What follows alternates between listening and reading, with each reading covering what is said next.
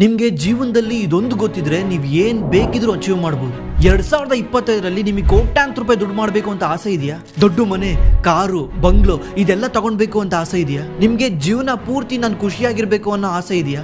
ಹಾಗಿದ್ರೆ ನಿಮಗೆ ಇದು ಗೊತ್ತಿರಬೇಕು. ಇದರಿಂದನೇ ದೊಡ್ಡ ದೊಡ್ಡ ಶ್ರೀಮಂತ ವ್ಯಕ್ತಿಗಳು ಅಂತ ನೀವು ಯಾರ್ಯಾರು ನೋಡ್ತಿದ್ದೀರಾ, ಇಲಾನ್ ಮಸ್ಕ್, ಮಾರ್ಕ್ ಜುಕರ್ಬರ್ಗ್, ನೀವು ಯಾರೇ ನೋಡಿ ಎಲ್ಲರೂ ಕೂಡ ಇದನ್ನು ಯೂಸ್ ಮಾಡಿಕೊಂಡೆ ಇವತ್ತು ಜಗತ್ತಿನ ಅತಿ ದೊಡ್ಡ ಶ್ರೀಮಂತ ವ್ಯಕ್ತಿಗಳಾಗಿರೋದು. ಇದ್ರ ಮೇಲೆ ಸಾವಿರಾರು ಬುಕ್ ಬಂದಿದ್ದಾವೆ, ಆದರೂ ನಮ್ಮ ಜನ ಇದನ್ನು ಯಾಕೆ ಫಾಲೋ ಮಾಡ್ತಿಲ್ಲ? ಯಾಕಂದರೆ ಇದನ್ನು ಯಾವುದೋ ಒಂದು ಮೂಢನಂಬಿಕೆ ಅಂದ್ಕೊಂಡಿದ್ದಾರೆ.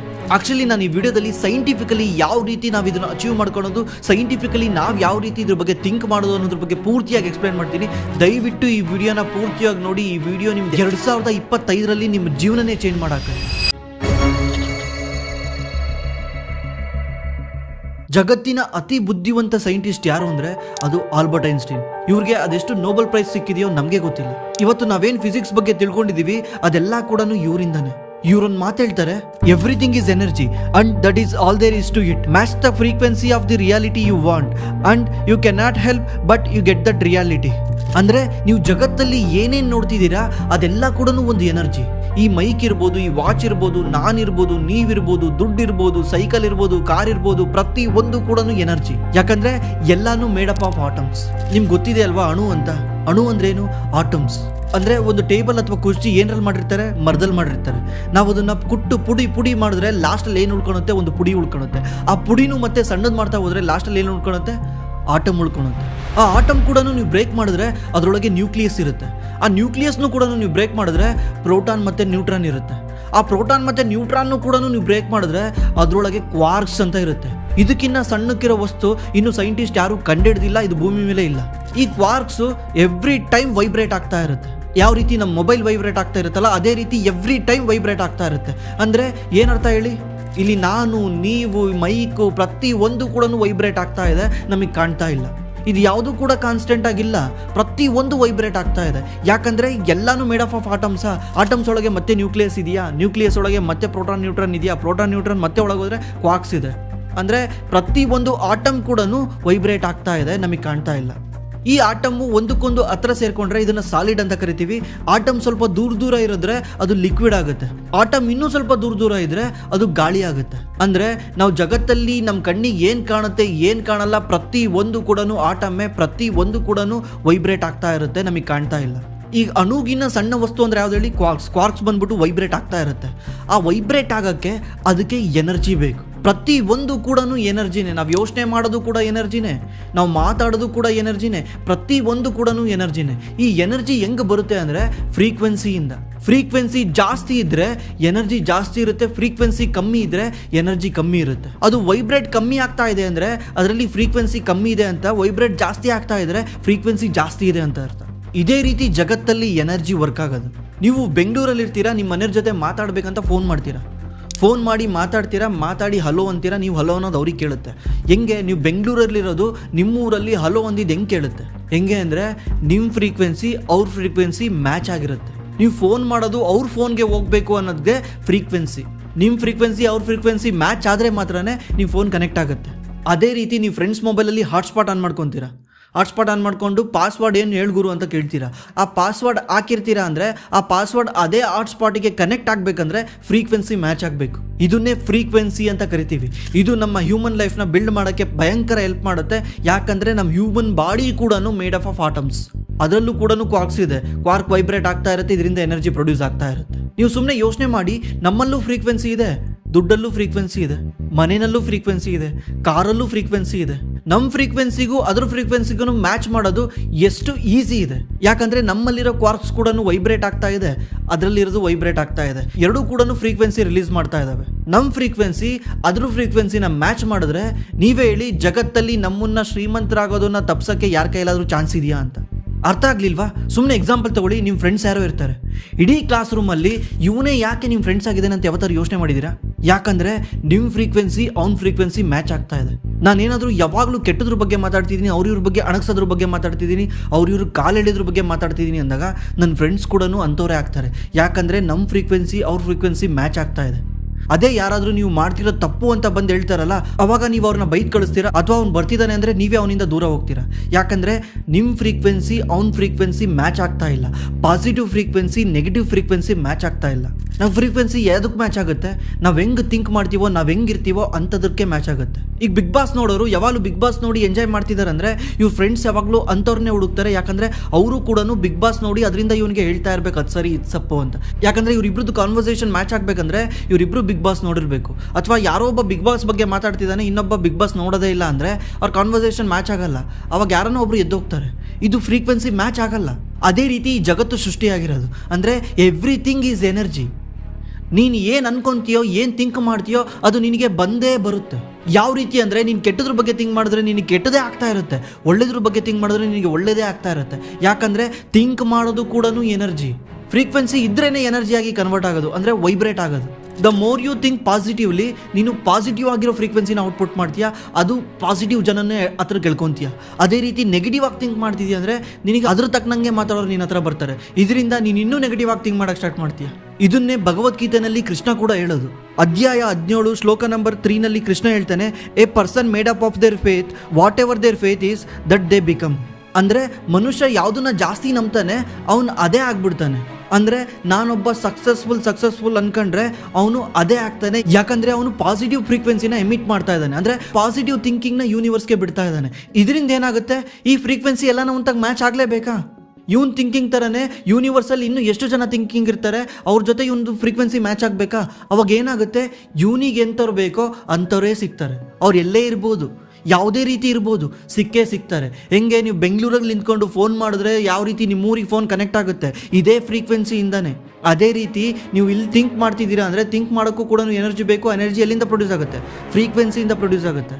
ಆ ಎನರ್ಜಿ ಪ್ರೊಡ್ಯೂಸ್ ಆಗ್ತಾ ಇದೆ ಅಂದರೆ ಫ್ರೀಕ್ವೆನ್ಸಿ ಬೇಕು. ಆ ಫ್ರೀಕ್ವೆನ್ಸಿ ಇನ್ನೊಂದು ಕಡೆ ಮ್ಯಾಚ್ ಆಗೇ ಆಗುತ್ತೆ, ಎಲ್ಲಾದರೂ ಒಂದು ಕಡೆ. ಯೂನಿವರ್ಸ್ ಇದೇ ಥರನೇ ಮೇಡಪ್ ಆಗಿರೋದು. ಕರ್ಮ ಹೆಂಗೆ ವರ್ಕ್ ಆಗುತ್ತೆ? ಕರ್ಮನೂ ಸೇಮ್ ಇದೇ ರೀತಿ ತಾನೆ. ಯಾರಿಗೋ ನೀವು ಒಳ್ಳೇದು ಮಾಡಿದ್ರೆ ಅದು ನಿಮಗೆ ವಾಪಸ್ ಬರುತ್ತೆ, ಯಾರಿಗೋ ನೀವು ಕೆಟ್ಟದ್ದು ಮಾಡಿದ್ರೆ ಅದು ವಾಪಸ್ ಬರುತ್ತೆ. ಯಾಕಂದರೆ ಫ್ರೀಕ್ವೆನ್ಸಿ ಅಲ್ಲೂ ಕೂಡ ಮ್ಯಾಚ್ ಆಗುತ್ತೆ. ಅಷ್ಟೇ ಯಾಕೆ, ನೀವು ಜಗತ್ತಿನ ಅತಿ ದೊಡ್ಡ ಸಕ್ಸಸ್ಫುಲ್ ವ್ಯಕ್ತಿಗಳನ್ನ ನೋಡಿ, ಅವರೆಲ್ಲರದು ಕೂಡ ಥಿಂಕಿಂಗು ಸೇಮ್ ಇರುತ್ತೆ. ಏನಂದರೆ ಪಾಸಿಟಿವ್ ಥಿಂಕಿಂಗ್. ಅವ್ರು ಹೆಂಗೆ ಥಿಂಕ್ ಮಾಡ್ತಾರೆ ಹಂಗೆ ಆಗ್ತಾರೆ. ಗುಡ್ ಟು ಗ್ರೇಟ್ ಅನ್ನೋ ಒಂದು ಬುಕ್ ಇದೆ. ಆ ಬುಕ್ಸ್ನ ಬರೆದಿರೋ ಜಿಮ್ಸ್ ಕಾಲಿನ್ ಅವರು ಸುಮಾರು 200 ಸಕ್ಸಸ್ಫುಲ್ ಪೀಪಲ್ನ ಮೀಟ್ ಆಗ್ತಾರೆ. ಮೀಟ್ ಆಗಿ ಅವ್ರಿಗೆ ಇಂಟರ್ವ್ಯೂ ಮಾಡ್ತಾರೆ, ಅವ್ರಿಗೆ ಕ್ವಶನ್ಗಳು ಕೇಳ್ತಾರೆ. ಅದರಲ್ಲಿ ಮೇನ್ ಕ್ವಶನ್ ಏನು ಕೇಳ್ತಾರೆ, ನೀವು ಈಗೇನಿದ್ದೀರಲ್ಲ ಈ ಥರ ಆಗ್ತೀರಾ ಅಂತ ನೀವು ಮುಂದೆನೇ ಯೋಚನೆ ಮಾಡಿದ್ರಾ ಅಂತ. ಅದರಲ್ಲಿ 200 ಜನನು ಹೇಳ್ತಾರೆ, ಇವತ್ತು ನಾನು ಏನಿದ್ದೀನಲ್ವಾ ಇದ್ರ ಬಗ್ಗೆ ನಾನು ಯಾವತ್ತೋ ಕನ್ಸ್ಕೊಂಡಿದ್ದೆ, ಅವತ್ತಿಗೆ ನಾನು ಇದನ್ನು ನನಗೆ ಹೊಸದು ಅನ್ನಿಸ್ತಿಲ್ಲ, ಬಿಕಾಸ್ ನಾನು ಇದನ್ನು ಆಲ್ರೆಡಿ ಎಕ್ಸ್ಪೀರಿಯನ್ಸ್ ಮಾಡಿದ್ದೀನಿ. ಅದೇ ರೀತಿ ಥಿಂಕ್ ಅಂಡ್ ಗ್ರೋ ರಿಚ್ ಅನ್ನೋ ಒಂದು ಬುಕ್ ಬರೆದಿರೋ ಆಥರ್ ನೆಪೋಲಿಯನ್ ಹಿಲ್ ಅಂತ. ಇವರು ಅಷ್ಟೇ ಸಕ್ಸಸ್ಫುಲ್ ಪೀಪಲ್ದು ಇಂಟರ್ವ್ಯೂ ಮಾಡಿ ಬುಕ್ನ ಬರೆದಿದ್ದಾರೆ. ಈ ಬುಕ್ ಸುಮಾರು 100 ವರ್ಷ ಹಳೇದು. ಆ ಬುಕ್ನ ಪ್ರಿನ್ಸಿಪಲ್ ಕೂಡ ಇದೇನೆ, ಏನಂದರೆ Truly, thoughts are things and powerful. Think of how burning desire for a success is a foundation of all achievement. It can outline the steps to turn desire into reality. ಅಂದರೆ ಈ book ಕೂಡ ಅದೇ ಹೇಳ್ತಾ ಇದೆ, ಯಾವುದೇ ಒಬ್ಬ ವ್ಯಕ್ತಿ successful ಆಗೋಕ್ಕೆ ಅವನಿಗೆ ಲೈಫಲ್ಲಿ ಏನು ಬೇಕೋ ಅದನ್ನು ಅಚೀವ್ ಮಾಡೋಕ್ಕೆ ಅವನು ಫಸ್ಟು ಅದನ್ನು ಡಿಸೈರ್ ಆಗಬೇಕು, ಅದನ್ನು ಬರ್ನಿಂಗ್ ಡಿಸೈರ್ ಆಗಿ ಮಾಡ್ಕೊಬೇಕು ಅಂತ. Visualization help with that. It is everything for me. How so? So if you're going to play an overseas tour, say to Australia or England or something like that, I literally sat down 2-3 months before and I've made a decision in my head that I'm going to take their best bowler on. Burning desire ಅಂದರೆ ಅದು ಅವನಿಗೆ ಮತ್ತೆ ಕಾಡ್ತಾ ಇರೋವಂಥ ಒಂದು goal. ಅವ್ನು ಯಾವಾಗ ಅದರಿಂದ ಹೋಗ್ತಾನೆ ಅವ್ನು ಸಕ್ಸಸ್ಫುಲ್ ಆಗೋ ಚಾನ್ಸು ತುಂಬ ಜಾಸ್ತಿ ಇರುತ್ತೆ. ನೋಡಿ, ಈ ಬುಕ್ ಕೂಡ ಅದ್ರ ಬಗ್ಗೆನೇ ಹೇಳ್ತಾ ಇದೆ. ಏನಂದರೆ ನೀನು ಹೆಂಗೆ ಥಿಂಕ್ ಮಾಡ್ತೀಯಾ ಆ ರೀತಿ ಇರ್ತೀಯ. 2007ರಲ್ಲಿ ಮೈಕ್ರೋಸಾಫ್ಟ್ ಮಾರ್ಕ್ ಜುಕರ್ಬರ್ಗ್ಗೆ ನಿನ್ನ ಕಂಪ್ನಿನ ನನಗೆ ಕೊಟ್ಬಿಡು, $15 ಬಿಲಿಯನ್ ಕೊಡ್ತೀನಿ ಅಂತ ಕೇಳುತ್ತೆ. ಮಾರ್ಕ್ ಜುಕರ್ಬರ್ಗ್ ಕೊಡಲ್ಲ. ಯಾಕಂದರೆ ಮಾರ್ಕ್ ಜುಕರ್ಬರ್ಗ್ಗೆ ಈ ಫೇಸ್ಬುಕ್ಕಿಂದ ನಾನು ಇನ್ನೂ ಜಾಸ್ತಿ ದುಡಿತೀನಿ ಅನ್ನೋ ಒಂದು ನಂಬಿಕೆ ಇದೆ. ಫ್ಯೂಚರಲ್ಲಿ ಇದರಿಂದ ನಾನು ಏನೋ ಮಾಡ್ತೀನಿ ಒಂದು ನಂಬಿಕೆ ಇರೋದ್ರಿಂದ ಅವನು ಆ ಕಂಪ್ನಿನ ಕೊಡೋದೇ ಇಲ್ಲ. ಇವತ್ತು ಫೇಸ್ಬುಕ್ದು ವ್ಯಾಲ್ಯೂಯೇಷನ್ನು $1500 ಬಿಲಿಯನ್ ಇದೆ. ಅವ್ನು ಕೇಳಿದ್ದು 15ಕ್ಕೆ, ಇವತ್ತಿರೋದು 1500. ಅವತ್ತೇನಾದರೂ ಮಾರ್ಕ್ ಜುಕರ್ಬರ್ಗ್ ಅದನ್ನು ಅವ್ರಿಗೆ ಕೊಟ್ಟಿದ್ದಿದ್ರೆ ಇವತ್ತು ಇವನು $1500 ಬಿಲಿಯನ್ ಕಂಪ್ನಿನ ಸೃಷ್ಟಿ ಮಾಡೋಕೆ ಆಗ್ತಿರ್ಲಿಲ್ಲ. ಇವತ್ತು ನೀವು ಮಾರ್ಕ್ ಜುಕರ್ಬರ್ಗ್ ಹೆಸರೇ ಕೇಳ್ತಿರ್ಲಿಲ್ಲ. ಅದು ಮಾರ್ಕ್ ಜುಕರ್ಬರ್ಗ್ಗೆ ಗೊತ್ತಿದ್ಕೆ ತಾನೇ ಅವತ್ತು ಅವನ ಕಂಪ್ನಿನ ಸೆಲ್ ಮಾಡಿಲ್ಲ. ಅದೇ ರೀತಿ ಜಗತ್ತಿನ ಅತಿ ದೊಡ್ಡ ಶ್ರೀಮಂತ ಅಂತ ಕರೆಸ್ಕೊಳ್ಳೋ ಇಲಾನ್ ಮಸ್ಕ್ 2008ರಲ್ಲಿ ಫೈನಾನ್ಷಿಯಲ್ ಕ್ರೈಸಿಸ್ ಆಗುತ್ತೆ. ಅವನ ಹತ್ರ ಬರೋ ದುಡ್ಡೆಲ್ಲನೂ ತಗೊಂಡೋಗಿ ಟೆಸ್ಲಾದಲ್ಲಿ ಇನ್ವೆಸ್ಟ್ ಮಾಡ್ತಾರೆ, ಟೆಸ್ಲಾ ಮತ್ತು ಸ್ಪೇಸ್ ಎಕ್ಸ್ ಅಲ್ಲಿ. ಹೆಂಗಂದ್ರೆ ಅವನ ಹತ್ರ ಕಂಪ್ಲೀಟ್ಲಿ ಇರಕ್ಕೆ ಮನೆ ಇಲ್ದಲ್ಲೇ ತಗೊಂಡೋಗಿ ಎಲ್ಲ ದುಡ್ಡನ್ನ ಸ್ಪೇಸ್ ಎಕ್ಸ್ ಮತ್ತು ಟೆಸ್ಲಾದಲ್ಲಿ ಇನ್ವೆಸ್ಟ್ ಮಾಡಿ ಅವ್ರ ಫ್ರೆಂಡ್ ರೂಮಲ್ಲಿ ಹೋಗಿ ಮಲ್ಕೊತಾನೆ. ಅವನಿಗೆ ಅಷ್ಟೊಂದು ಕಾನ್ಫಿಡೆನ್ಸ್ ಬರೋಕ್ಕೆ ಕಾರಣ ಅವನು ಫ್ಯೂಚರ್ ಬಗ್ಗೆ ನಂಬಿರೋದಕ್ಕೆ. ಅವನು ಈ ಥರ ಹುಚ್ಚು ಡಿಸಿಷನ್ ತಗೊಳ್ಳೋಕ್ಕೆ ಕಾರಣ ಅವನಿಗೆ ಫ್ಯೂಚರ್ ಮೇಲಿರೋ ನಂಬಿಕೆಗೆ, ಅವನಿಗೆ ಫ್ಯೂಚರ್ ಮೇಲಿರೋ ಕಾನ್ಫಿಡೆನ್ಸಿಗೆ. ಇದರಿಂದ ಇವತ್ತು ಇಲಾನ್ ಮಸ್ಕು ಜಗತ್ತಿನ ಅತಿ ದೊಡ್ಡ ಶ್ರೀಮಂತ ಆಗಿದ್ದಾನೆ. ಇವನು 2ನೇ ಶ್ರೀಮಂತ, ಇವನಿಗಿನ್ನ ಅರ್ಧದಷ್ಟಿದ್ದಾನೆ. ಅಂದರೆ ಇವನು 2ನೇ ಶ್ರೀಮಂತ. ಜೆಫ್ ಬೆಜೋಸ್ದು ನೆಟ್ವರ್ತ್ ಇರೋದು $200 ಬಿಲಿಯನ್. Elon Musk $400 billion. ಅಂದರೆ ಈ ದುಡ್ಡನ್ನ ಖಾಲಿ ಮಾಡೋಕ್ಕೆ ಇಲಾನ್ ಮಸ್ಕು ಡೈಲಿ 1 ಕೋಟಿ ಖರ್ಚು ಮಾಡ್ತೀನಂದ್ರು 10,000 ವರ್ಷ ಬೇಕು ಖರ್ಚು ಮಾಡೋಕ್ಕೆ. ಆ ದುಡ್ಡನ್ನ ಸಂಪಾದನೆ ಮಾಡಿರೋದು ಇಲಾನ್ ಮಸ್ಕು ತನ್ನ ಮೇಲಿರೋ ನಂಬಿಕೆಯಿಂದ, ತನ್ನ ಮೇಲಿರೋ ಆತ್ಮವಿಶ್ವಾಸದಿಂದ. ಅದೇ ರೀತಿ ಜಗತ್ತಿನ ಅತಿ ದೊಡ್ಡ ಇನ್ವೆಸ್ಟರ್ ವಾರನ್ ಬಫೆಟ್ ಒಂದು ಮಾತು ಹೇಳ್ತಾರೆ, if I don't become millionaire by at the age of 30, I am going to jump off the tallest building in Omaha. ಅಂದರೆ ನಾನು 30ನೇ ವರ್ಷದಲ್ಲಿ ಕೋಟ್ಯಾಧೀಶ್ವರ ಆಗಲಿಲ್ಲ ಅಂದರೆ ನಮ್ಮ ಊರಲ್ಲಿರೋ ಅತಿ ದೊಡ್ಡ ಬಿಲ್ಡಿಂಗ್ ಮೇಲಿಂದ ಬಿದ್ದು ಸತ್ತೋಗ್ತೀನಿ ಅಂತ. ಯಾಕಂದರೆ ಅವ್ರಿಗೆ ಅಷ್ಟು ಕಾನ್ಫಿಡೆನ್ಸ್ ಇತ್ತು ಅವ್ರ ಮೇಲೆ, ನಾನು ಶ್ರೀಮಂತ ಆಗೇ ಆಗ್ತೀನಿ, ನಾನು ಕೋಟ್ಯಾಧೀಶ್ವರ ಆಗೇ ಆಗ್ತೀನಿ ಅಂತ. ಇದರಿಂದ ಇವತ್ತು ವಾರನ್ ಬಫೆಟ್ ಬದುಕಿದ್ದಾರೆ ಅಂದರೆ ಅವ್ರು 30ನೇ ವರ್ಷದಲ್ಲಿ ಅದನ್ನು ಅಚೀವ್ ಮಾಡಿದ್ದಾರೆ ಅಂತ.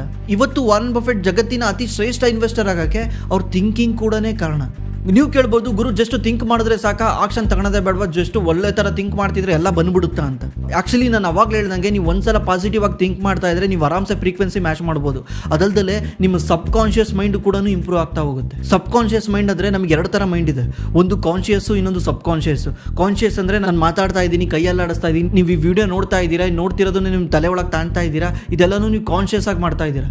ಸಬ್ ಕಾನ್ಷಿಯಸ್ ಅಂದರೆ ನಿಮಗೇನು ಗೊತ್ತಿಲ್ಲದಲ್ಲೇ ಮಾಡ್ತಾ ಇರೋದು, ಕಣ್ಣು ಮಿಟುಕ್ಸೋದು, ನಿಮ್ಮ ಹಾರ್ಟ್ ಬೀಟ್ ಬಡ್ಕೊಳೋದು, ಅಥವಾ ನಿಮ್ಮ ಹ್ಯಾಬಿಟ್ಗಳು ಇರ್ಬೋದು. ಬೆಳಿಗ್ಗೆ ಎದ್ದ ತಕ್ಷಣ ಫೋನ್ ತಗೊಂಡು ಇನ್ಸ್ಟಾಗ್ರಾಮ್ ನೋಡೋದು, ಯೂಟ್ಯೂಬ್ ಓಪನ್ ಮಾಡೋದು, ಇದು ಕೂಡ ಹ್ಯಾಬಿಟ್ ಅಲ್ವಾ. ಇದು ಮಾಡಿ ಮಾಡಿ ಮಾಡಿ ನಿಮ್ಮ ಸಬ್ ಕಾನ್ಷಿಯಸ್ ಮೈಂಡಿಗೆ ಗೊತ್ತಾಗಿದೆ, ಬೆಳಿಗ್ಗೆ ಎದ್ದ ತಕ್ಷಣ ಅದನ್ನೇ ಜ್ಞಾಪನ ಮಾಡುತ್ತದೆ. ಅದಕ್ಕೆ ನೀವು ಆಟೋಮೆಟಿಕ್ಲಿ ತಗೊಂಡೋಗಿ ಮೊಬೈಲ್ ಓಪನ್ ಮಾಡ್ತೀರಾ.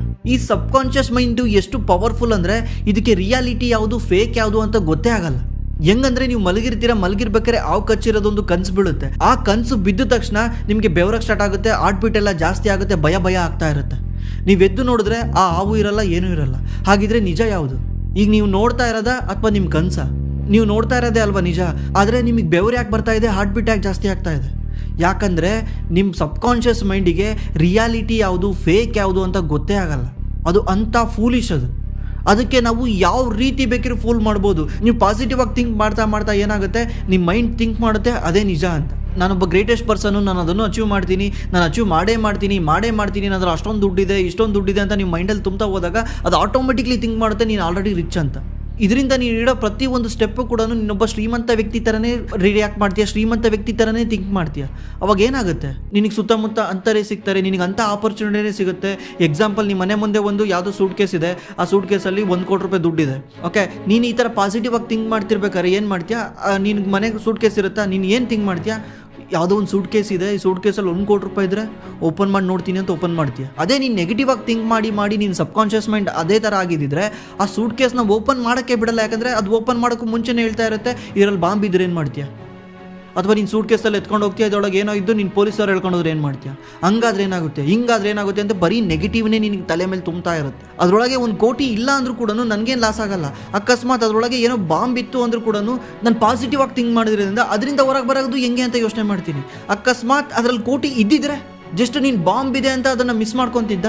ಸೇಮ್ ಅದೇ ರೀತಿ ನೀನು ಪಾಸಿಟಿವ್ ಆಗಿ ಥಿಂಕ್ ಮಾಡ್ತಾ ಏನಾಗುತ್ತೆ, ನೀನು ಇಡೋ ಸ್ಟೆಪ್ಪು ಪ್ರತಿಯೊಂದು ಪಾಸಿಟಿವ್ ಆಗೇ ಇರುತ್ತೆ. ನಿನ್ನ ಲೈಫಲ್ಲಿ ನೆಗೆಟಿವ್ ಆಗಿ ಬರೋಕ್ಕೆ ಚಾನ್ಸ್ ಇಲ್ಲ. ಯಾಕಂದರೆ ನಾನು ಅವಾಗಲೇ ಹೇಳ್ದಂಗೆ ಫ್ರೀಕ್ವೆನ್ಸಿ ಮ್ಯಾಚ್ ಆಗುತ್ತೆ. ನಿನ್ನ ರಿಯಾಲಿಟಿನ ನೀನೇ ಕರ್ಕೊಬೋದು. ನಮಗೆ ಲೈಫಲ್ಲಿ ಏನು ಬೇಕೋ ಪ್ರತಿಯೊಂದು ಗಳಿಸ್ಬೋದು. ಕಾರ್ ಬೇಕು, ಮನೆ ಬೇಕು, ಬಂಗ್ಲೆ ಬೇಕು, ಪ್ರತಿಯೊಂದು ಕೂಡ ನಾವು ಗಳಿಸ್ಬೋದು. ಹೆಂಗೆ ಅಂದರೆ, ಕಾರ್ ಬೇಕಂದರೆ ನನ್ನ ಹತ್ರ ಆಲ್ರೆಡಿ ಕಾರ್ ಇದೆ, ನನ್ನ ಟ್ರಾಫಿಕ್ ಜಾಸ್ತಿ ಆಗುತ್ತೆ ಅದಕ್ಕೆ ಬಸ್ಸಲ್ಲಿ ಓಡಾಡ್ತಾ ಇದ್ದೀನಿ ಅಂತ ಯೋಚನೆ ಮಾಡಬೇಕು. ಅಥವಾ ಮನೆ ಬೇಕಾ, ದೊಡ್ಡ ಮನೆ ಬೇಕಾ, ನಾನು ಹೆಂಗೆ ಥಿಂಕ್ ಮಾಡಬೇಕು, ನನ್ನ ಹತ್ರ ಆಲ್ರೆಡಿ ಮನೆ ಇದೆ, ಕನ್ಸ್ಟ್ರಕ್ಷನ್ ಆಗ್ತಾ ಇದೆ, ಅಥವಾ ಬಾಡಿಗೆ ಕೊಟ್ಟಿದ್ದೀನಿ, ಅಲ್ಲೇನೋ ಕೆಲಸ ನಡೀತಾ ಇದೆ, ಅದಕ್ಕೆ ನಾನೀಗ ಬಾಡಿಗೆ ಮನೇಲಿ ಇದ್ದೀನಿ. ಬರುತ್ತೆ 2 ವರ್ಷ ಬಿಟ್ಟು 3 ವರ್ಷ ಬಿಟ್ಟು ನೀವು ಎಷ್ಟು ಗೋಲ್ ಇಟ್ಕೊಂಡಿರ್ತೀರಾ ಆ ಗೋಲ್ ಒಳಗೆ ಮನೆ ಬರುತ್ತೆ ಅಂತ ಥಿಂಕ್ ಮಾಡಿದಾಗ ಏನಾಗುತ್ತೆ, over a period of time ಅದು ನಿಮ್ಮ ರಿಯಾಲಿಟಿಯಾಗಿ ಬಂದೇ ಬರುತ್ತೆ. ಯಾಕಂದರೆ ಫ್ರೀಕ್ವೆನ್ಸಿ ಮ್ಯಾಚ್ ಆಗಲೇಬೇಕು, ಬೇರೆ ದಾರಿನೇ ಇಲ್ಲ. ಯೂನಿವರ್ಸ್ಗೆ ನೀವೇನು ಯೋಚನೆ ಮಾಡ್ತೀರಾ ಅದು ಕೊಡೋದು ಬಿಟ್ಟು ಬೇರೆ ದಾರಿನೇ ಇಲ್ಲ. ಅದೇ ರೀತಿ ನೀವು ನೆಗೆಟಿವ್ ಆಗಿ ಥಿಂಕ್ ಮಾಡ್ತಾ ಇದ್ರೆ, ಅಯ್ಯೋ ನನ್ನ ಲೈಫ್ ಯಾಕೆ ಹಿಂಗಿದೆ, ನನಗೆ ಯಾಕೆ ಕಷ್ಟ ಬರುತ್ತೆ, ಅದು ದೇವರೇ ನನಗೆ ಯಾಕೆ ಕಷ್ಟ ಕೊಡ್ತಾನೆ, ನಾನೇ ಸರಿ ಇಲ್ಲ, ನನಗಿವತ್ತು ವ್ಯಾಪಾರ ಇಲ್ಲ, ನನಗೆ ಬಿಸ್ನೆಸ್ ಇಲ್ಲ, ನನ್ನ ಲೈಫಲ್ಲಿ ಏನು ಮಾಡಿದ್ರು ಉದ್ಧಾರ ಆಗಲ್ಲ ಅಂತ ಈ ಥರ ಥಿಂಕ್ ಮಾಡ್ತಾ ಏನಾಗುತ್ತೆ, ನಿಮ್ಮ ಲೈಫಲ್ಲಿ ಅದೇ ಬರುತ್ತೆ. ಯಾಕಂದರೆ ನೀವೇನು ಬೇಕೋ ಅದನ್ನೇ ಅಟ್ರ್ಯಾಕ್ಟ್ ಮಾಡ್ತೀರಾ. ಹಾಗಿದ್ರೆ 2025ರಲ್ಲಿ ನಮ್ಮ ಡ್ರೀಮ್ಸ್ ಎಲ್ಲನೂ ಫುಲ್ಫಿಲ್ ಮಾಡ್ಕೊಳಕ್ಕೆ ಇದನ್ನು ಫಾಲೋ ಮಾಡೋದು ಹೆಂಗೆ? ಆ್ಯಕ್ಚುಲಿ ನಾನು ಇಷ್ಟು ತನಕ ಏನು ಹೇಳಿದ್ನಲ್ಲ, ಇದನ್ನು ಫಾಲೋ ಮಾಡೋದು ಭಯಂಕರ ಕಷ್ಟ. ಯಾಕಂದರೆ ಇಷ್ಟು ದಿವಸ ನಮ್ಮ ಮೈಂಡು ಎಲ್ಲ ನೆಗೆಟಿವ್ ಆಗಿ ಥಿಂಕ್ ಮಾಡಿ ನಮ್ಮ ಮೈಂಡ್ ಆಲ್ರೆಡಿ ಅದರಿಂದ ಹೋಗ್ಬಿಟ್ಟಿದೆ. ಇದರಿಂದ ಹೊರಗೆ ಬರೋದು ಆಲ್ಮೋಸ್ಟ್ ಆಲ್ ಕಷ್ಟ. ಈಗ ನೀವು ಯಾವುದೋ ಒಂದು ಈ ವಿಡಿಯೋ ನೋಡಿದ್ದೀರಾ, ಈ ವಿಡಿಯೋ ನೋಡಿದ ತಕ್ಷಣ ನೀವು ಇನ್ನೊಂದು ವಿಡಿಯೋ ಹೋಗಿ ನೋಡ್ತೀರಾ, ಅದರಲ್ಲಿ ಅವನೇನೋ ಬೇರೆ ಹೇಳ್ತಿರ್ತಾನೆ, ಇದನ್ನು ಮರ್ತು ಬಿಡ್ತೀರಾ. ಅಥವಾ ನೀವು ಇದರಲ್ಲೇ ಎಷ್ಟೋ ಜನ ಕಾಮೆಂಟ್ ಹಾಕೋದು ನೋಡಿರ್ತೀರಾ, ಇದೆಲ್ಲ ಸುಮ್ಮನೆ ಫೇಕು ಅದು ಇದು ಅಂತ. ಯಾಕಂದರೆ ಜನ ಇರೋದೇ ಹಂಗೆ ನೆಗೆಟಿವಿಟಿನ ಕರೀತಾರೆ, ಬಾ ಬಾ ಬಾ ನನ್ನ ಲೈಫಲ್ಲೇ ಬಾ ಅಂತ. ಇದರಿಂದ ನೆಗೆಟಿವಿಟಿ ನಮ್ಮ ಲೈಫಲ್ಲಿ ಬೇಗ ಅಟ್ರಾಕ್ಟ್ ಆಗುತ್ತೆ. ಅಲ್ಲಿ ಯಾರೋ ಒಬ್ಬ ಆಕ್ಸಿಡೆಂಟ್ ಆಗಿ ಬಿದ್ದಿದ್ದಾನೆ ಅಂದರೆ ಅವ್ನು ಎತ್ತಕ್ಕಿಂತ ಮುಂಚೆ ಅಲ್ಲೊಂದು 50 ಜನ ಸುತ್ಕೊಂಡಿರ್ತಾರೆ, ಸುಮ್ಮನೆ ಫೋಟೋದು ವೀಡಿಯೋ ತಕ್ಕಂತಿರ್ತಾರೆ. ಯಾಕಂದರೆ ನೆಗೆಟಿವಿಟಿ ಅಷ್ಟು ಅಟ್ರಾಕ್ಟ್ ಮಾಡುತ್ತೆ ಜನಗಳನ್ನ. ನಾವು ಇದರಿಂದ ತಪ್ಪಿಸ್ಕೊಬೇಕಂದ್ರೆ ಏನು ಮಾಡಬೇಕು, ಇದನ್ನು ಪ್ರಾಕ್ಟೀಸ್ ಮಾಡಬೇಕು. ಪ್ರಾಕ್ಟೀಸ್ ಅಂದರೆ ನಮ್ಮ ಲೈಫಲ್ಲಿ ಏನು ಬೇಕು ಅನ್ನೋದನ್ನು ನಾವು ಒಂದು ಗೋಲ್ನ ಸೆಟ್ ಮಾಡ್ಕೊಬೇಕು. ಎಕ್ಸಾಂಪಲ್, ನನಗೆ ಕೆಲಸ ಇಲ್ವಾ, ನಾನು ಕೆಲಸ ಹುಡುಕ್ತಿದ್ದೀನ, ನಾವು ಹೆಂಗೆ ಥಿಂಕ್ ಮಾಡಬೇಕು, ಈ ವರ್ಷ ನನಗೆ ಆಲ್ರೆಡಿ ಕೆಲಸ ಸಿಕ್ಕಿದೆ, ನಾನು ಕೆಲಸ ಮಾಡ್ತಾ ಇದ್ದೀನಿ. ನಿಮ್ಮ ಗೋಲ್ ಏನು, ಒಂದು ಕೆಲಸ ತಗೊಳೋದು. ನನಗೆ ಕೆಲಸ ಸಿಕ್ಕಿದೆ, ಆಲ್ರೆಡಿ ಕೆಲಸ ಮಾಡ್ತಿದ್ದೀನಿ, ನನಗೆ ಇಷ್ಟು ಸಂಬಳ ಸಿಗ್ತಾ ಇದೆ. ಎಕ್ಸಾಂಪಲ್, ನಿಮ್ಗೆ ಏನಾದರೂ 30,000 ಸಂಬಳ ಬೇಕಿದ್ರೆ ನೀವು 50,000 ಥಿಂಕ್ ಮಾಡಿ. ನನಗೆ ಆಲ್ರೆಡಿ 50,000 ಸಂಬಳ ಸಿಗ್ತಾ ಇದೆ, ನಾನು ಎವ್ರಿ ಮಂತ್ ಕೆಲಸ ಮಾಡ್ತಿದ್ದೀನಿ ಅಂತ ಥಿಂಕ್ ಮಾಡಿ. ಇದನ್ನೇ ನೀವು ಯಾವುದನ್ನ ಒಂದು ನೋಟ್ಬುಕ್ ತೊಗೊಂಡು ಅದರಲ್ಲಿ ಬರ್ಕೊಡಿ. ಎವ್ರಿ ಡೇ ಬರೀರಿ. ಎವ್ರಿ ಡೇ ನಾನು ಆಲ್ರೆಡಿ ಕೆಲಸ ಮಾಡ್ತಾ ಇದ್ದೀನಿ ಅಂತ ಬರೀರಿ. ನಿಮ್ಮ ಮೈಂಡಿಗೆ ಅದನ್ನು ತುಂಬ್ತಾ ಇರಿ. ಯಾಕಂದರೆ ನೀವು ಹೆಂಗೆ ಥಿಂಕ್ ಮಾಡ್ತೀರಾ ಅನ್ನೋದು ನೀವು ಏನು ಅನ್ನೋದ್ರ ಮೇಲೆ ಡಿಪೆಂಡ್ ಆಗಿರುತ್ತೆ. ನಾನು ಫ್ಯೂಚರ್ ಬಗ್ಗೆ ನಾನು ನಾಳೆ ಸಿಗುತ್ತೆ ಅಂತ ಥಿಂಕ್ ಮಾಡೋದಕ್ಕಿಂತ ನಾನು ಆಲ್ರೆಡಿ ಕೆಲಸ ಮಾಡ್ತಿದ್ದೀನಿ ಅಂತ ಥಿಂಕ್ ಮಾಡಿದಾಗ ನಿಮ್ಮ ಮೈಂಡಿಗೆ ಅನ್ಸುತ್ತೆ ನೀನು ಆಲ್ರೆಡಿ ಕೆಲಸ ಮಾಡ್ತಿದ್ಯಾ ಅಂತ. ನೀನು ಯಾವುದೋ ಒಂದು ಇಂಟರ್ವ್ಯೂ ಅಟೆಂಡ್ ಮಾಡಿದಾಗ ಬ್ಲಾ ಅನ್ನಲ್ಲ. ಯಾಕಂದರೆ ನಿನ್ನ ಮೈಂಡ್ ಥಿಂಕ್ ಮಾಡುತ್ತೆ, ಇವ್ನಿಗೆ ಆಲ್ರೆಡಿ ಗೊತ್ತಿದೆ ಅಲ್ವಾ, ಇದು ಏನು ಹೊಸದಲ್ಲ ಅಂತ ಏನು ಮಾಡುತ್ತೆ, ಅದು ನಿನ್ನನ್ನು ಗಾಬರಿ ಮಾಡೋದು ಕಮ್ಮಿ ಮಾಡುತ್ತೆ. ಅವಾಗ ನೀನು ಇಂಟರ್ವ್ಯೂನ ಕ್ಲೀನಾಗಿ ಫೇಸ್ ಮಾಡ್ಬೋದು. ಇಂಟರ್ವ್ಯೂ ಫೇಸ್ ಮಾಡಿ ಅದರಿಂದ ಔಟ್ಪುಟ್ ತೆಗಿಬೋದು, ಕೆಲಸ ಸಿಗುತ್ತೆ. ಅದಕ್ಕೆ ನನಗೆ ಯಾವತ್ತೋ ಕೆಲಸ ಸಿಗುತ್ತೆ ಅನ್ಕೊಳೋದಕ್ಕಿಂತ ಆಲ್ರೆಡಿ ಕೆಲಸ ಸಿಕ್ಕಿದೆ ಅನ್ಕೊಂಬಿಡು. ಅದೇ ರೀತಿ ನಿನಗೊಂದು ₹1,00,00,000 ಮಾಡೋಕ್ಕೆ ಆಸೆ ಇದ್ದರೆ, ನನ್ನ ಹತ್ರ ಆಲ್ರೆಡಿ ₹1,00,00,000 ಇದೆ ಅಂದಾಗ ನಿಮ್ಮ ಸಬ್ಕಾನ್ಷಿಯಸ್ ಮೈಂಡಲ್ಲಿ ಅದು ಹೋಗಿ ಕುತ್ಕೊಂಡ್ಬಿಡುತ್ತೆ. ನೀವು ನೆಕ್ಸ್ಟು ಇಡ್ತೀರಲ್ಲ ಒಂದೊಂದು ಸ್ಟೆಪ್ಪು ಕೂಡ ಈ ₹1,00,00,000 ಹೆಂಗೆ ಮಾಡೋದು ಅನ್ನೋದ್ರ ಮೇಲೆ ತಲೆ ಕೆಡಿಸ್ಕೊಂತೀರ. ಯಾಕಂದರೆ ನಿಮ್ಮ ಸಬ್ಕಾನ್ಷಿಯಸ್ ಮೈಂಡಲ್ಲಿ ಆಲ್ರೆಡಿ ಫಿಕ್ಸ್ ಆಗಿದೆಯಲ್ವಾ ಅದು. ಅದಕ್ಕೇ ನೀವು ಡೈಲಿ ನಿಮ್ಮ ಗೋಲ್ ಏನಿದೆ ಅದನ್ನು ಬರೀಬೇಕು. ಡೈಲಿ ಬರೀರಿ. ಬೆಳಿಗ್ಗೆ ಎದ್ದ ತಕ್ಷಣ ಬರೀರಿ. ಬೆಳಿಗ್ಗೆ ಎದ್ದ ತಕ್ಷಣವೇ ನೀವು ಅದನ್ನು ಫಸ್ಟ್ ಬರೀಬೇಕು. ಅವಾಗ ಏನಾಗುತ್ತೆ, ನಿಮ್ಗೆ ಅವತ್ತು ಜ್ಞಾಪನ ಆಗುತ್ತೆ, ಓ ನಂದು ಇದು ಗೋಲ್ ಇದೆ ಅಲ್ವಾ. ಡಿಸ್ಟ್ರಾಕ್ಟ್ ಆಗಲ್ಲ, ಬೇರೆ ಕಡೆ ನೀವು ಗಮನ ಕೊಡಲ್ಲ. ಅವಾಗ ಮತ್ತೆ ವಾಪಸ್ ನಿಮ್ಮ ಗೋಲಿಂದನೇ ಬರ್ತೀರಾ. ಅದೇ ರೀತಿ ಮಲ್ಕೊಳಕ್ಕೂ ಮುಂಚೆ ಮೆಡಿಟೇಷನ್ ಮಾಡಿ. ಮೆಡಿಟೇಷನ್ ಅಂದರೆ ನೀವು ಯಾವುದೋ ಒಂದು ಮ್ಯೂಸಿಕ್ ಹಾಕೊಂಡು ಕೂತ್ಕೊಂಡು ನಿಮ್ಮ ಲೈಫಲ್ಲಿ ಗೋಲ್ ಏನು ಅಚೀವ್ ಮಾಡ್ಬೇಕಂತಿದ್ದೀರಲ್ಲ ಅದ್ರ ಬಗ್ಗೆ ವಿಜುವಲೈಸೇಷನ್ ಮಾಡಿ, ಅದ್ರ ಬಗ್ಗೆ ಥಿಂಕ್ ಮಾಡಿ. ನಾನು ಆಲ್ರೆಡಿ ಅದನ್ನು ಅನುಭವಿಸಿದ್ರೆ ಫೀಲಿಂಗ್ ಯಾವ ಥರ ಇರುತ್ತೆ. ಆ ಫೀಲಿಂಗ್ ಏನು ಹೇಳಿ, ಫೀಲಿಂಗ್ ಕೂಡ ಎನರ್ಜಿ. ಆ ಫೀಲಿಂಗ್ ಇನ್ನೊಂದು ಕಡೆ ಫ್ರೀಕ್ವೆನ್ಸಿ ಮ್ಯಾಚ್ ಆಗುತ್ತೆ. ನೀವು ಫಸ್ಟು ಆ ಥರ ಫೀಲಿಂಗ್ನ ಅನುಭವಿಸಿ. ನಾನು ಆಲ್ರೆಡಿ ಈ ಕೆಲಸ ಮಾಡ್ತಾ ಇದ್ದೀನಿ, ನಾನು ಆಲ್ರೆಡಿ ನನ್ನ ಹತ್ರ ಮನೆ ಇದೆ, ನನ್ನ ಹತ್ರ ಆಲ್ರೆಡಿ ₹1,00,00,000 ಇದೆ ಅಂತ ವಿಜುವಲೈಸೇಷನ್ ಮಾಡಿ. ಅವಾಗ ₹1,00,00,000 ಇದ್ದಿದ್ರೆ ಏನೆಲ್ಲ ಮಾಡ್ತಾ ಇದ್ರಿ ಅಂತ ಅಲ್ಲೇ ಕನ್ಸ್ಕೊಂಡು ಅವಾಗ ಏನಾಗುತ್ತೆ, ಅದು over a period of time ರಿಯಾಲಿಟಿಯಾಗಿ ಕನ್ವರ್ಟ್ ಆಗುತ್ತೆ. ಇದು ಜಸ್ಟ್ ಮ್ಯಾಜಿಕ್ ಅಲ್ಲ, ಲಾಜಿಕ್ ಕೂಡ. ಲೈಫಲ್ಲಿ ಜಾಸ್ತಿ ಮ್ಯಾಜಿಕ್ಕೇ ಆಗುತ್ತೆ. ಲಕ್ ಅಂದರೆ ಏನು? ಲಕ್ ಅಂದರೆ ಇದೆ ತಾನೆ, ನೀವು ಲಕ್ನ ಕರ್ಕೊಂತಿದ್ದೀರಾ, ಬಾ ನನ್ನ ಜೊತೆಗೆ ಬಾ ಅಂತ. ಯಾಕಂದರೆ ನೀವು ಪಾಸಿಟಿವ್ ಆಗಿ ಥಿಂಕ್ ಮಾಡ್ತಿದ್ದೀರಾ. ಸ್ಟೆಪ್ 1, ನಿಮ್ಮ ಗೋಲ್ ಏನಿದೆ ಅದನ್ನು ಒಂದು ನೋಟ್ಬುಕ್ಕಲ್ಲಿ ಬರ್ಕೊಬೇಕು. ಅದನ್ನು ಡೈಲಿ ಓದ್ತಾ ಇರಬೇಕು. ಇಲ್ಲ ಮತ್ತೆ ಬರೆದು ನಿಮ್ಮ ಮೈಂಡಿಗೆ ತೊಡ್ತಾ ಇರಬೇಕು. ಓದೋದ್ರಿಂದಕ್ಕಿಂತ ಜಾಸ್ತಿ ಬರೆದ್ರೆ ಜಾಸ್ತಿ ನಿಮ್ಮ ಮೈಂಡಲ್ಲಿ ಅದು ಸೇವ್ ಆಗುತ್ತೆ, ರಿಯಾಲಿಟಿ ಆಗುತ್ತೆ. ಅದೇ ರೀತಿ ಮಲಗೋಕ್ಕೂ ಮುಂಚೆ ಮೆಡಿಟೇಷನ್ ಮಾಡಬೇಕು. ಆ ಮೆಡಿಟೇಷನಲ್ಲಿ ನಿಮ್ಮ ಗೋಲ್ದು ವಿಜುವಲೈಸೇಷನ್ ಮಾಡ್ಕೊಬೇಕು. ಈ ವರ್ಷ ನಾನು ಏನೆಲ್ಲ ಮಾಡ್ತೀನಿ, ಈ ವರ್ಷ ನಾನು ಎಷ್ಟೆಲ್ಲ ಗೋಲ್ ಅಚೀವ್ ಮಾಡ್ತೀನಿ ಅನ್ನೋದಕ್ಕಿಂತ ನಾನು ಆಲ್ರೆಡಿ ಅಚೀವ್ ಮಾಡಿದ್ದೀನಿ ಅಂತ ಥಿಂಕ್ ಮಾಡಬೇಕು. ಎವ್ರಿ ಡೇ ಮಾಡೋದ್ರಿಂದ ನೆಕ್ಸ್ಟು 6 ಮಂತಲ್ಲಿ ಟ್ರೈ ಮಾಡಿ ನಿಮಗೆ ಪಾಸಿಟಿವ್ ರಿಯಾಕ್ಷನ್ ಸಿಗೋಕ್ಕೆ ಸ್ಟಾರ್ಟ್ ಆಗುತ್ತೆ. ಯಾಕಂದರೆ ಪಾಸಿಟಿವಿಟಿನೇ ಅದೇ ಥರ. ನನ್ನ ಲೈಫ್ನ ನಾನು ಇದೇ ಥರನೇ ಬದುಕ್ತಾ ಇದ್ದೀನಿ ಫ್ರಮ್ ಲಾಸ್ಟ್ 5 ವರ್ಷದಿಂದ. ಆಮೇಲೆ ನಿಮ್ಮ ಮೇಲೆ ನೀವು ಡೌಟ್ ಪಡಲೇಬಾರ್ದು. ಡೌಟ್ ಪಟ್ಟರೆ ಅದು ನೆಗೆಟಿವ್ ಎಮೋಷನ್. ಡೌಟ್ ಪಡಲೇಬಾರ್ದು. ನೀವೇನು ಮಾಡಿ ಕಾನ್ಫಿಡೆನ್ಸ್ ಆಗಿರ್ಬೇಕಂದ್ರೆ ಹೆಂಗೆ, ನನಗೆ ಆಲ್ರೆಡಿ ಸಿಕ್ಕಿದೆ. ಅಯ್ಯೋ ಏನಾಗುತ್ತೋ ಏನೋ, ಅಯ್ಯೋ ಹಂಗಾಗುತ್ತೇನೋ ಹಿಂಗಾಗುತ್ತೇನೋ ಅನ್ನೋ ಒಂದು ಎಮೋಷನ್ಸ್ ಇರುತ್ತೆ. ಆ ಎಮೋಷನ್ನ ಬಿಟ್ಟು ದೂರ ಕಳಿಸ್ಬಿಡ್ಬೇಕು. ಆಲ್ರೆಡಿ ಸಿಗ್ಲಿಲ್ಲದ್ರೆ ಏನಾಗುತ್ತೆ ಅನ್ನೋದನ್ನು ಥಿಂಕೇ ಮಾಡಬಾರ್ದು. ಸಿಗ್ಲಿಲ್ಲದ್ರೆ ಏನಾಗುತ್ತೆ ಅನ್ನೋ ಒಂದು ಕ್ವಶನ್ನೇ ಬೇಡ. ಸಿಗುತ್ತೆ. ಅವಾಗ ಏನಾಗುತ್ತೆ, ನಿಮ್ಮ ಮೈಂಡು ಆಲ್ರೆಡಿ ಥಿಂಕ್ ಮಾಡುತ್ತೆ ಇವನು ಕೋಟ್ಯಾಧಿಪತಿ ಅಂತ. ನೀವು ಮಾತಾಡೋ ಮಾತು, ನಡೆಯೋ ನಡಿಗೆ ಪ್ರತಿ ಒಂದು ಕೋಟ್ಯಾಧೀಶ್ವರನ ಥರನೇ ಮಾತಾಡ್ತೀರಾ. ಕೋಟಿ ಬಗ್ಗೆ ಮಾತಾಡ್ತಾ ಇಲ್ಲ. ಪ್ರತಿ ಒಂದು ಕೂಡ ನಾನೊಬ್ಬ ಖುಷಿಯಾಗಿರಬೇಕು ಜೀವನದಲ್ಲಿ, ದುಡ್ಡೇ ಮುಖ್ಯ ಅಲ್ಲ ಅಂತ ತುಂಬ ಜನ ಕಾಮೆಂಟ್ ಆಗ್ಬೋದು. ಇವಾಗ ದುಡ್ಡು ತುಂಬ ಮುಖ್ಯ, ನೀವು ತಪ್ಪಾಗಿ ತಿಳ್ಕೊಂಡಿದ್ದೀರಾ. ದುಡ್ಡಿನ ಜೊತೆಗೆ ಜೀವನದಲ್ಲಿ ಖುಷಿ ಕೂಡ ಮುಖ್ಯ. ಖುಷಿನೂ ಕೂಡ ನೀವು ಅಟ್ರ್ಯಾಕ್ಟ್ ಮಾಡ್ಬೋದು. ಖುಷಿ ಕೂಡ ಎಮೋಷನ್ ಅಲ್ವಾ. ಅಯ್ಯೋ ನಾನು ಚೆನ್ನಾಗಿಲ್ಲ ಅಂದರೆ ಅದು ನೆಗೆಟಿವ್ ಎಮೋಷನ್ನು. ಅಯ್ಯೋ ನಾನು ಸೂಪರ್ ಆಗಿದ್ದೀನಿ ಅಂದರೆ ನೀವು ಸುಮ್ಮನೆ ಅಂದ್ಕೊಳ್ಳಿ, ನನಗೇನು ಕಮ್ಮಿ ಆಗಿದೆ, ದೇವ್ರು ನನಗೆ ಎಲ್ಲ ಕೊಟ್ಟಿದ್ದಾನೆ, ನನಗೆ ಅಂಥ ಒಳ್ಳೆ ಅಪ್ಪ ಅಮ್ಮ ಕೊಟ್ಟಿದ್ದಾನೆ, ಫ್ರೆಂಡ್ಸ್ ಕೊಟ್ಟಿದ್ದಾನೆ, ಎಲ್ಲ ಕೊಟ್ಟಿದ್ದಾನೆ ಅಂತ ನೀವು ಸುಮ್ಮನೆ ಅಂದ್ಕೊಳ್ಳಿ. ನಿಮ್ಮ ಮನಸ್ಸು ಎಷ್ಟು ಸಮಾಧಾನ ಆಗುತ್ತೆ. ಕೊಡ್ತಾನೆ ಅಂತ ಅಂದ್ಕೊಂಡ್ರೆ ಫೀಲಿಂಗ್ ಆ ಥರ ಬರಲ್ಲ. ಕೊಟ್ಟಿದ್ದಾನೆ ಅಂತ ಅಂದ್ಕೊಳ್ಳಿ, ಮನಸ್ಸು ಎಷ್ಟು ಸಮಾಧಾನ ಆಗುತ್ತೆ. ಅಂದರೆ happiness is a state of mind ಅಲ್ವಾ. ನಾವು ನೆಗೆಟಿವಿಟಿನ ಕನೆಕ್ಟ್ ಮಾಡಿ ಹ್ಯಾಪಿನೆಸ್ಸಿಂದ ದೂರ ಉಳಿತಿದ್ದೀವಿ. ನಾವು ಪಾಸಿಟಿವಿಟಿ ಕಡೆ ಥಿಂಕ್ ಮಾಡಿದ್ರೆ ಹ್ಯಾಪಿನೆಸ್ ಆಟೋಮೆಟಿಕ್ಲಿ ಬರುತ್ತೆ. ಅನ್ಹ್ಯಾಪಿ ಎಲ್ಲಿಂದ ಬರುತ್ತೆ ಹೇಳಿ? ನೀವು ಯಾರನ್ನೋ ಒಬ್ಬರು ನೋಡಿ ಜಲಸ್ ಪಟ್ಟಾಗ, ಅಥವಾ ಅವ್ನು ಹಂಗಿದ್ದಾನೆ ನಾನು ಹಿಂಗಿಲ್ಲ ಅಂತ ಕಂಪೇರ್ ಮಾಡ್ಕೊಂಡಾಗ. ನೀವು ಹೆಂಗೆ ಕಂಪೇರ್ ಮಾಡ್ಕೊಳ್ಳಿ, ಅವ್ನು ಏನು ಸಖತ್ತಾಗಿದ್ದಾನಲ್ಲ ಗುರು, ನಾಳೆ ನಾನು ಅವ್ನಿಗಿನ್ನ ಚೆನ್ನಾಗಾಗ್ತೀನಿ. ಅವನು ಎಷ್ಟೊಂದು ದುಡಿತಿದ್ದಾನಲ್ಲ ನಮ್ಮ ಆಂಟಿ ಮಗ, ಗ್ರೇಟ್. ಅವನಿಗಿನ್ನ ನಾನು ಜಾಸ್ತಿ ದುಡಿತೀನಿ ನಾಳೆ ಒಂದು ದಿವಸ. ನಾನು ಅನ್ನೋದು ಅಹಂಕಾರ ಅಲ್ಲ. ನೀವು ಅವ್ನು ನೋಡಿ ಅಸೂಯೆ ಪಡೋದು ಅಹಂಕಾರ, ಅವ್ನು ನೋಡಿ ಕೀಳಾಗಿ ಮಾತಾಡೋದು ಅಹಂಕಾರ. ನಾನು ಮೇಲೆ ಹೋಗ್ತೀನಿ ಅನ್ನೋದು ಅಹಂಕಾರ ಅಲ್ಲ. ನನ್ನ ಮೇಲಿರೋ ನನಗೆ ಕಾನ್ಫಿಡೆನ್ಸ್, ಸೆಲ್ಫ್ ಕಾನ್ಫಿಡೆನ್ಸ್ ಅಂತ ಹೇಳ್ತಾರೆ ಅದನ್ನು. ಯಾರನ್ನೂ ಹೇಟ್ ಮಾಡಬೇಡಿ, ಯಾರಿಗೂ ಬೇಜಾರು ಮಾಡಬೇಡಿ. ಜಗತ್ತಲ್ಲಿ ಪಾಸಿಟಿವಿಟಿನ ಸ್ಪ್ರೆಡ್ ಮಾಡೋಕ್ಕೆ ಟ್ರೈ ಮಾಡಿ. ಯಾಕಂದರೆ ಪಾಸಿಟಿವ್ ಎನರ್ಜಿನೇ ಹೈಯೆಸ್ಟ್ ಫ್ರೀಕ್ವೆನ್ಸಿ ಇರೋದು. Hate, fear, hunger, doubt, failure, sickness, poverty, worry, blame, guilty, shame, sadness, jealousy, lack, loss, hopeless, ಇದೆಲ್ಲ ಕೂಡ ನೆಗೆಟಿವ್ ಎನರ್ಜಿ. ಇದ್ರ ಫ್ರೀಕ್ವೆನ್ಸಿ ಯಾವಾಗಲೂ ಲೋ ಇರುತ್ತೆ. ಇದು ಹೈಯೆಸ್ಟ್ ಎನರ್ಜಿನ ಪ್ರೊಡ್ಯೂಸ್ ಮಾಡೋಕ್ಕಾಗಲ್ಲ. ಅದೇ love, joy, gratitude, hope, peace, happiness, success, kindness, freedom, faith, ಇದೆಲ್ಲ ಕೂಡ ಪಾಸಿಟಿವ್ ಎನರ್ಜಿ. ಇದು ಫ್ರೀಕ್ವೆನ್ಸಿ ಜಾಸ್ತಿ ಇರುತ್ತೆ. ಮೋರ್ ಫ್ರೀಕ್ವೆನ್ಸಿ ಇದ್ದಷ್ಟು ಮೋರ್ ಎನರ್ಜಿ ಇರುತ್ತೆ. ಮೋರ್ ಎನರ್ಜಿ ಇದ್ದಷ್ಟು ಆದಷ್ಟು ಬೇಗ ನಾವು ಅದನ್ನು ಅಟ್ರಾಕ್ಟ್ ಮಾಡ್ಬೋದು. ಎನರ್ಜಿ ಅಂದ್ರೆ ಏನು ಹೇಳಿ? ನಾನು ಅವಾಗಲೇ ಹೇಳಿದೆ, ಒಂದು ನೋಟ, 500 ರೂಪಾಯಿ ನೋಟು. ಈ ನೋಟ್ ಏನಿಂದ ಮೇಡಪ್ ಆಗಿದೆ? ಸಾಲಿಡಿಂದ ಮೇಡಪ್ ಆಗಿದೆ. ಅದನ್ನು ಬ್ರೇಕ್ ಮಾಡ್ತಾ ಹೋದ್ರೆ ಅದರೊಳಗೆ ಏನಿದೆ? ಅಟಮ್ಸ್ ಇದೆ. ಅದನ್ನು ಬ್ರೇಕ್ ಮಾಡಿದ್ರೆ ಅದರೊಳಗೆ ಏನಿದೆ? ಕ್ವಾಕ್ಸ್ ಇದೆ. ಕ್ವಾಕ್ಸ್ ಫ್ರೀಕ್ವೆನ್ಸಿನಲ್ಲಿ ಆಟಾಡ್ತಾ ಇರುತ್ತೆ, ವೈಬ್ರೇಟ್ ಆಗ್ತಾ ಇರುತ್ತೆ. ನೀವಿಲ್ಲಿ ಜಾಸ್ತಿ ಪಾಸಿಟಿವ್ ವೈಬ್ರೇಷನ್ನ ಬಿಟ್ರಿ, ಪಾಸಿಟಿವ್ ಎನರ್ಜಿನ ಬಿಟ್ರಿ, ಅವಾಗ ಏನಾಗುತ್ತೆ? ಮೋರ್ ಪಾಸಿಟಿವ್ ಎನರ್ಜಿ ಏನಿರುತ್ತಲ್ಲ ಭೂಮಿ ಮೇಲೆ, ಯೂನಿವರ್ಸಲ್ಲಿ, ಅದು ನಿಮ್ಮ ಜೊತೆ ಬರ್ತಾ ಹೋಗುತ್ತೆ. ಅದಕ್ಕೇ ಪಾಸಿಟಿವಿಟಿನ ಸ್ಪ್ರೆಡ್ ಮಾಡಿ, ನೆಗೆಟಿವಿಟಿನ ಸ್ಟಾಪ್ ಮಾಡಿ. ಯಾವತ್ತೂ ಕೂಡ ಯಾರ್ದೋ ಒಂದು ವೀಡಿಯೋ ನೋಡಿದೆ, ಯಾರೋ ಒಬ್ಬ ಸಕ್ಸಸ್ ಆಗಿರೋ ನೋಡಿದೆ, ಏನೋ ನೋಡಿದೆ, ದಯವಿಟ್ಟು ನೆಗೆಟಿವಿಟಿನ ಸ್ಪ್ರೆಡ್ ಮಾಡಬೇಡಿ. ನೆಗೆಟಿವಿಟಿನ ಇವತ್ತಿಂದನೇ ಸ್ಟಾಪ್ ಮಾಡಿ. 2025ರಲ್ಲೇ ನೆಗೆಟಿವಿಟಿ ಸ್ಟಾಪ್ ಆಗೋಯ್ತು. ನನಗೆ ಯಾರೂ ಒಬ್ಬ ಹೇಟರ್ ಇಲ್ಲ, ನಾನು ಯಾರನ್ನೂ ಹೇಟ್ ಮಾಡಲ್ಲ. ನಾನು ಎಲ್ಲರನ್ನೂ ಲವ್ ಮಾಡ್ತೀನಿ, ನಾನು ಎಲ್ಲರನ್ನೂ ಪ್ರೀತಿ ಮಾಡ್ತೀನಿ. ಇದರಿಂದ ನಿಮ್ಗೆ ಇನ್ನೂ ಜಾಸ್ತಿ ಜನ ಪ್ರೀತಿ ಮಾಡೋರು ಹುಡ್ಕೊಂತಾರೆ. ನೀವೆಲ್ಲರನ್ನೂ ದ್ವೇಷಿಸ್ತಾ ಹೋದರೆ ನಿಮಗೆ ದ್ವೇಷ ಮಾಡೋರು ಹಂಗೆ ಹುಡ್ಕೊಂತಾರೆ. ಬಿಕಾಸ್ ನೀವು ಸೋಷಿಯಲ್ ಮೀಡಿಯಾ ಅಂದರೆ ಇನ್ಸ್ಟಾಗ್ರಾಮಲ್ಲಿ ಏನಾದರೂ ಲೈಕ್ ಮಾಡಿದ್ರೆ ನಿಮ್ಗೆ ಅಂಥ ವೀಡಿಯೋಸೇ ಬರ್ತಾ ಹೋಗ್ತವೆ. ಅದೇ ರೀತಿ ಯೂಟ್ಯೂಬಲ್ಲಿ ನೀವು ಯಾರನ್ನು ಫಾಲೋ ಮಾಡಿದ್ರೆ, ಏನಾದರೂ ಲೈಕ್ ಮಾಡಿದ್ರೆ ನಿಮ್ಗೆ ಅಂಥ ವೀಡಿಯೋನೇ ರೆಕಮೆಂಡ್ ಮಾಡುತ್ತೆ. ಯಾಕಂದರೆ ನೀವು ಏನು ಲೈಕ್ ಮಾಡ್ತೀರಾ ಅದೇ ನಿಮಗೆ ವಾಪಸ್ ಬರುತ್ತೆ. ಯಾವ ರೀತಿ ಸೋಷಿಯಲ್ ಮೀಡಿಯಾ ಆಲ್ಗಾರಿದಮ್ ವರ್ಕ್ ಆಗುತ್ತೆ, ಅದೇ ರೀತಿ ನಮ್ಮ ಯೂನಿವರ್ಸ್ ಕೂಡ ವರ್ಕ್ ಆಗೋದು. ಅದನ್ನೇ ನಾವು ಕರ್ಮ ಅಂತ ಕರಿತೀವಿ. ಕರ್ಮ ಅಂದರೆ ನೀವು ಏನು ಮಾಡ್ತೀರಾ ಅದು ನಿಮಗೆ ವಾಪಸ್ ಬರುತ್ತೆ. ನೀವು ಒಳ್ಳೇದು ಮಾಡಿದ್ರೆ ನಿಮಗೆ ಒಳ್ಳೇದು ವಾಪಸ್ ಬರುತ್ತೆ, ನೀವು ಕೆಟ್ಟದ್ದು ಮಾಡಿದ್ರೆ ಕೆಟ್ಟದ್ದು ವಾಪಸ್ ಬರುತ್ತೆ. ಅದಕ್ಕೇ ನಿಮ್ಮದೇ ಆದ ಒಂದು ಆಲ್ಗರಿದಮ್ನ ಸೃಷ್ಟಿ ಮಾಡ್ಕೊಳ್ಳಿ. ನಿಮ್ಮ ಆಲ್ಗರಿದಮ್ನ ಬ್ರೇಕ್ ಮಾಡೋಕ್ಕೆ ನಿಮ್ಮ ಸುತ್ತಮುತ್ತ ಯಾರ ಕೈಲೂ ಆಗಲ್ಲ. ಯಾಕಂದರೆ ನಿಮ್ಗೆ ಅಂಥವ್ರು ಸಿಗೋದೂ ಇಲ್ಲ ಲೈಫಲ್ಲಿ. ನೀವು ಯಾವ ರೀತಿ ಥಿಂಕ್ ಮಾಡ್ತೀರಾ ಅಂಥರೇ ನಿಮ್ಮ ಲೈಫಲ್ಲಿ ಸಿಗ್ತಾ ಹೋಗ್ತಾರೆ. ನಿಮಗೇನು ಬೇಕೋ ಅದು ನಿಮಗೆ ಸಿಗುತ್ತೆ. ನೀವು ಜಾಸ್ತಿ ಹೇಟ್ ಮಾಡಿದ್ರೆ ನಿಮ್ಗೆ ಹೇಟ್ ಮಾಡೋರೆ ಸಿಗ್ತಾರೆ, ಲವ್ ಮಾಡೋರೆ ಸಿಗ್ತಾರೆ. ನಿಮಗೇನು ಬೇಕು ಅನ್ನೋದನ್ನು ನೀವು ಚೂಸ್ ಮಾಡ್ಕೊಳ್ಳಿ. Happy new year. ನಿಮ್ಮ ಈ ವರ್ಷ ತುಂಬ ತುಂಬ ತುಂಬ ಚೆನ್ನಾಗಿರಲಿ ಅಂತ ನಾನು ಬಯಸ್ತೀನಿ.